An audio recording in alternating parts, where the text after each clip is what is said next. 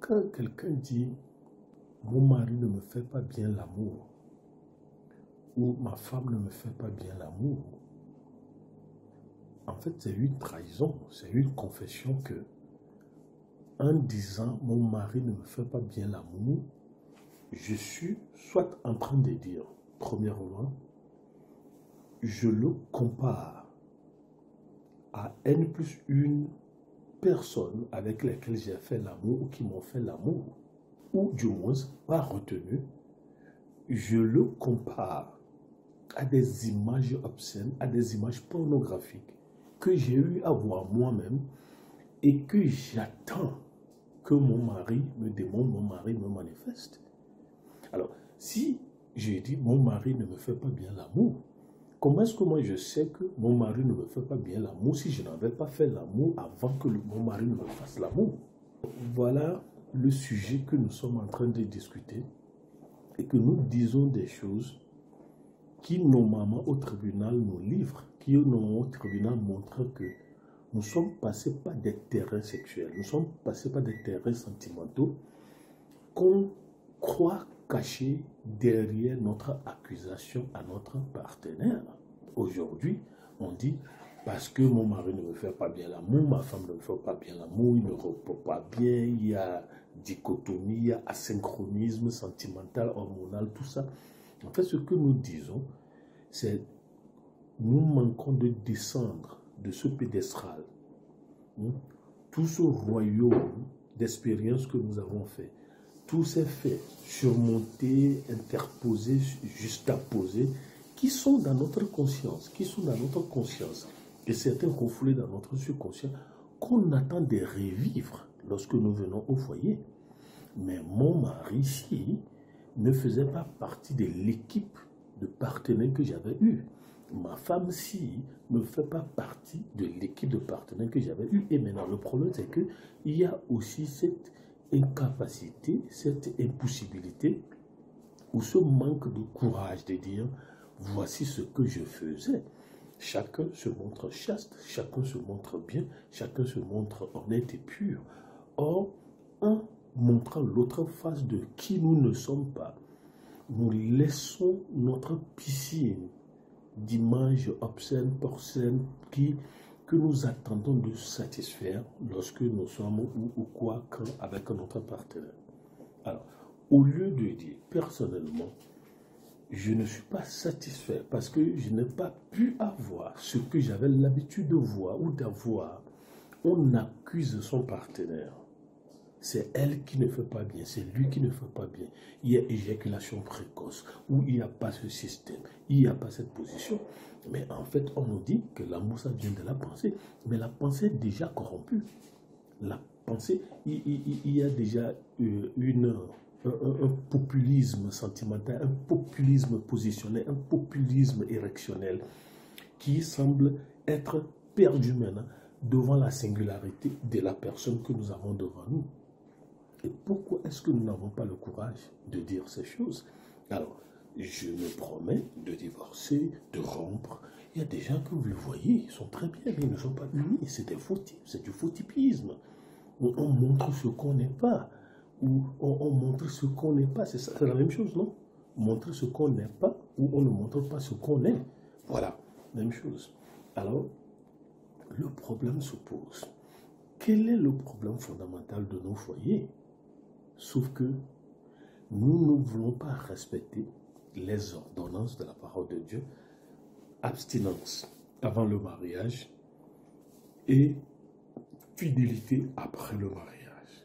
Et les églises ont refusé intentionnellement de parler, d'enseigner ces choses. Chacun se fait gendarme derrière l'autre, sauf que l'autre aussi n'est pas sérieux, comme celui-même qui fait le gendarme. Au lieu d'enseigner l'éducation sexuelle, pas comme on l'enseigne dans nos écoles libérales, où on parle de l'émancipation sexuelle, quelle est la posologie de Dieu pour la sexualité? Est-ce que l'Église dira aujourd'hui qu'elle a une science sexuelle qu'elle enseigne à ses membres, sinon que nous, les membres des églises, nous avons copié ce que le monde enseigne, que nous amenons dans l'Église? Et comme plusieurs femmes me l'ont dit, des fois c'est mon mari qui m'impose quelque chose, ou des fois c'est la femme qui dit c'est ce que je veux faire. Et aussi, on n'a pas le courage de dire au mari, je veux ceci ou je veux cela, parce que quand tu le dis, il va dire tu as trouvé ça où? Et aussi, on me parle de corps à corps, on ne veut pas le condom, on ne veut pas ceci, ceci. Pourquoi? Parce que le mari a peur que s'il demandait à sa femme de porter un condom, la femme va dire pourquoi tu veux qu'on porte du condom? Donc, il y a tout ce imbroglio de jeu de passe-passe, de tour de passe-passe qu'on se fait en se cachant derrière les mots. Le lit conjugal ne doit pas être souillé, mais il est souillé depuis 15 ans, depuis 10 ans, depuis 17 ans. Et ce n'est plus sexuel, ce n'est plus pur. Et on essaie de glamouriser cela avec des robes, venez d'ici et ça, avec des mariages achalandés. Dans des pays, on m'a dit, on le fait même, où le partenaire vient dans des avions, hélicos. Mais le lit conjugal ne doit pas être souillé, n'est pas ce que nous faisons à l'église. Mais ce que j'ai fait avant le jour-là et ce que je fais après le jour-là. Mes amis, est-ce qu'on pourrait dire, honnêtement au moins, dire, je ne trouve pas de plaisir à faire de l'amour avec toi. Et quand je le dis, en fait, c'est une honnêteté. Ce n'est pas pour divorcer, ce n'est pas pour rompre. Et beaucoup, aujourd'hui, on se plaît de ce qu'on appelle la séparation du corps. En fait, c'est un mi-temps. On dit mi-temps, la mi-temps, une mi-temps. Mais ce n'est pas la fin du jeu. Mais on essaie de proroger la mi-temps. On essaie de distancier la mi-temps pour que finalement, après 6 mois de séparation de corps légalement constitués, on peut alors maintenant aller vers l'annulation du mariage. Quelle est la raison fondamentale de l'annulation du mariage si ce n'est la non-satisfaction sexuelle et, un pasteur me l'a dit, manque d'argent? Sexe et argent sont les deux piliers des relations que nous avons aujourd'hui. Et les filles vous le diront, tous les hommes veulent le sexe et tous les hommes vous diront, toutes les femmes veulent de l'argent. Alors, est-ce qu'il y a réellement de l'amour? Mais revenons à notre sujet. Qu'est-ce qui s'est passé avant votre mariage? C'est ça la question qu'il faut discuter. Je trouve mal ce qu'on appelle conseil pré-marital, où on ne demande plus aux gens, est-ce que vous étiez vierge? Si vous n'êtes pas vierge, pourquoi est-ce que vous n'étiez pas vierge? Et je n'ai jamais oublié quelqu'un dit, oh, je viens de coucher avec mon ex. Mais qu'est-ce que nous faisons et pourquoi est-ce que nous ne voulons pas discuter de ces choses?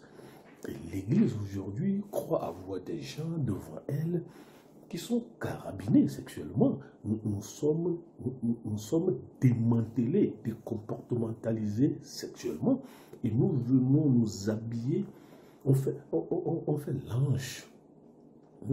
Mais nous sommes tous des ours, nous sommes tous des loups ravisseurs sexuels qui s'habillent du nom d'église, qui s'habillent du nom de dimanche, qui s'habillent du nom de l'écriture, parce que nous avons été déjà victimes, plusieurs, plus une fois.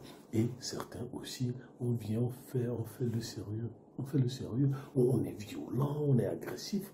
Pourquoi? Parce que notre passé nous hante. Notre passé nous hante. Et on pense que en étant violent, moi je n'aime pas parler de ceci, moi je n'aime pas faire ceci, je n'aime pas qu'on dise ceci. On fait croire, faire le sérieux. Alors que même votre silence vous dénonce que vous avez tellement fait de longs chemins sexuels que le rattrapage aujourd'hui est presque impossible. Alors, avidité sexuelle, avarice sexuelle, on se donne de la drogue, de l'alcool, on fait du n'importe quoi, on invente des positions. Mais sommes-nous satisfaits? La satisfaction vient-elle de la position? Ou bien il y a quelque chose qui a fini par disparaître et que les positions et les attentes et les promesses non tenues ne peuvent ramener? Alors, pourquoi ne pas plutôt aller devant le Seigneur et dire, je suis une carcasse sexuelle, je suis un vieil appareil carabiné, décarcassé sentimentalement, sexuellement. Seigneur, je me confesse et je te demande de me reprendre, de me refaçonner et demander au sang de l'agneau de nous laver ces images obscènes que nous comptons voir chez notre partenaire, alors que lui n'a pas vu ça avec nous, ou que nous avons vu sans notre partenaire et nous ne voulons pas qu'il sache que nous l'avons vu. Quelle salade dans nos maisons qu'on croit représenter Jésus, alors que c'est des habitations de Satan.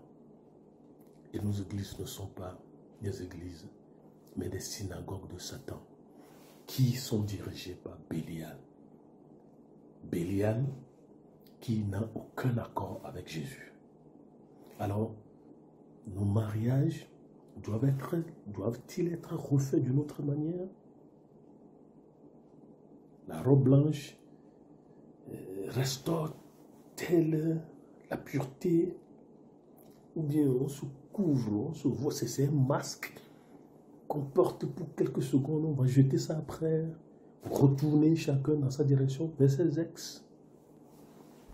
Qu'est-ce qui se passe dans nos mariages, dans nos maisons et dans nos écoles, dans nos églises?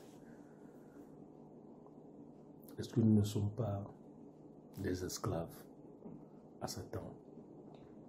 Est-ce qu'on peut ce soir prier, demander au Seigneur, lave-nous, interviens dans nos mariages, interviens dans nos foyers, interviens dans nos maisons? Et est-ce que l'Église peut prendre le courage d'initier des séminaires sur le management du sexe et l'efficacité, la beauté, la passion de la pureté sexuelle? Et heureusement, les traditions font des concours, des séminaires sur la pureté sexuelle. Est-ce que l'Église peut le faire? Qu'est-ce que nous avons encore à offrir aux gens, si ce n'est le mensonge bibliquement purifié? Seigneur, aie pitié de nous, aie pitié de nous, aie pitié de nous.